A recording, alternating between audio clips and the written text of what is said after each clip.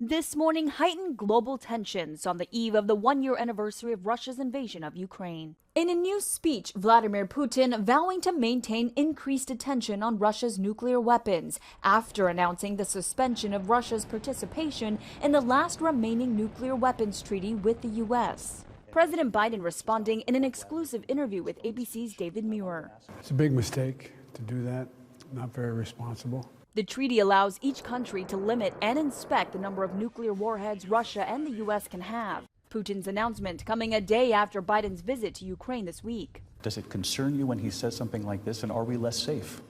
Well, look, I think we're less safe when we walk away from arms control agreements that are very much in both parties' interests.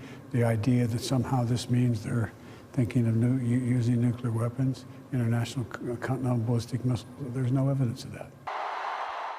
Putin now trying to drum up support with this massive pro-war rally in Moscow, coming hours after he sat down with China's top diplomat. This as the U.S. grows increasingly concerned that Beijing might supply Putin with new military aid in the war. That is a significant threat. Russia has had a hard time keeping up with its ammunition requirements in Ukraine, and China can solve that issue.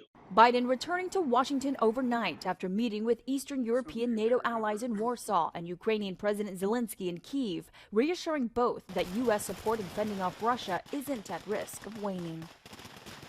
President Biden vows to soon declare new sanctions against Moscow, though they've done little to deter Putin and his war.